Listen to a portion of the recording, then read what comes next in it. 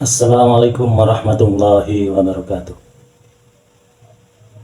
Selamat berjumpa kembali sahabat.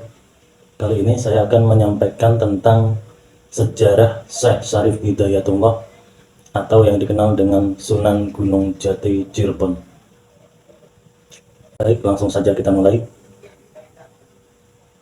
Siapa sebenarnya Sunan Gunung Jati? Sunan Gunung Jati lahir dengan nama Hidayatullah atau lebih dikenal sebagai Sayyid Al-Kamil. Beliau adalah salah seorang dari Wali Songo. Beliau dilahirkan tahun 1448 Masehi di Kairo, Mesir, dari pasangan Syarif Abdullah Umdatuddin bin Ali Nurul Alam dan Nyai Rara Santang, putri Sri Baduga Maharaja Prabu Siliwangi dari Kerajaan Pajajaran. Sunan Gunung Jati mendapat gelar Syarif Hidayatullah dan bergelar pula sebagai ingkang sinuwun Kanjeng Susuhunan Jati Purba Panetep Panatogama Aulia Ilah Kutubid Zaman Khalifatur Rasulullah.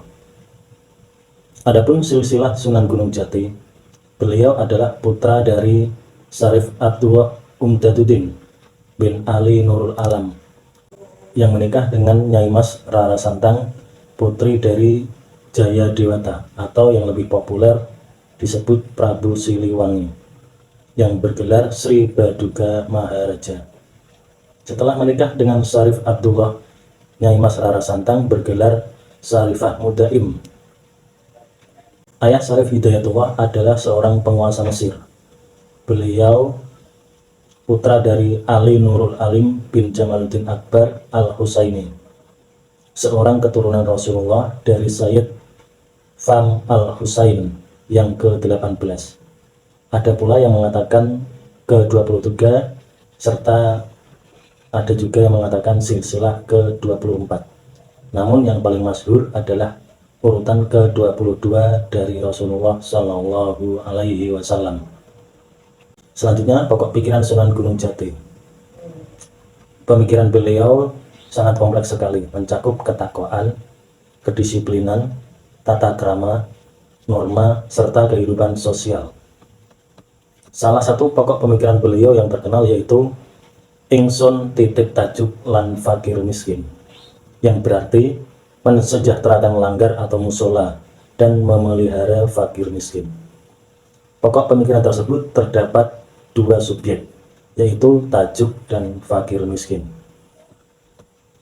Sekarang kita lanjut riwayat hidup Sunan Gunung Jati. Yang pertama, proses belajar.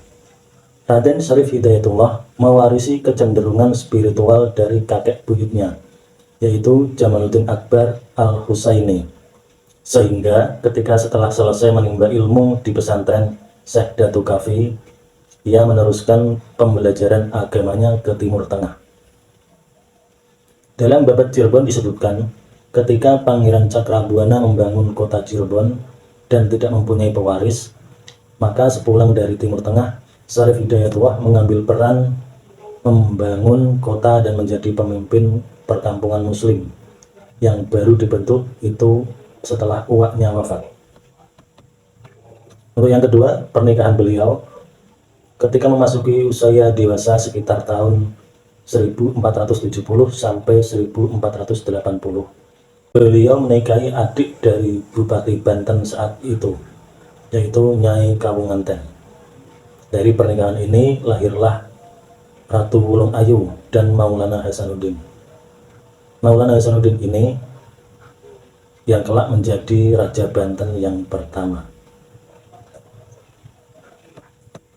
Dari sumber lain disebutkan bahwa beliau menikah sebanyak 6 kali, yaitu yang pertama dengan Nyai Ratu Dewi Pakungwati, yang kedua dengan Nyai Ratu Kawunganten, yang ketiga dengan Nyai Babadan, yang keempat dengan Nyai Ageng Tepasari, yang kelima dengan Nyai Lara Bagdad, serta yang terakhir dengan Ong Tien Neo, seorang Tionghoa. Adapun putra-putri beliau semuanya berjumlah ada 7. Yang pertama Sabah Kingking, atau yang dikenal dengan Maulana Hasanuddin, yang menjadi Sultan Kerajaan Banten pertama. Kemudian putra kedua beliau adalah Pasarean, yang ketiga Ratu Ayu, yang keempat Winahon, yang kelima Trusmi, yang keenam Brata Kelana, serta yang terakhir Jaya Lelana. Selanjutnya wafat Sunan Gunung Jati. Syekh Syarif Hidayatullah atau yang dikenal dengan Sunan Gunung Jati berpulang ke rahmatullah pada tanggal 26 Raya Agung tahun 891 Hijriah atau bertepatan dengan 19 September 1568 Masehi. Bertepatan pula dengan tanggal Jawa yaitu 11 Krishna Paksa bulan Badranasa tahun 1491 Saka. Sunan Gunung Jati meninggal dalam usia 120 tahun, di mana putra dan cucunya tidak sempat memimpin Cirebon karena meninggal terlebih dahulu. Kepemimpinan Cirebon dipegang sementara oleh Fathahillah selama 2 tahun, antara tahun 1568 sampai beliau wafat di tahun 1570 Masehi. Tahta Cirebon lalu diwarisi oleh cicitnya yaitu Zainul Arifin yang naik tahta di usia 23 tahun dengan gelar Panembahan Ratu. Syekh Syarif Hidayatullah kemudian dikenal dengan nama Sultan Gunung Jati atau Sunan Gunung Jati oleh warga Cirebon karena ia dimakamkan di komplek pemakaman Bukit Gunung Jati yang sekarang dikenal dengan nama Astana Gunung Sembung. Demikian pemaparan yang dapat saya sampaikan, semoga bermanfaat bagi kita semua. Assalamualaikum warahmatullahi wabarakatuh.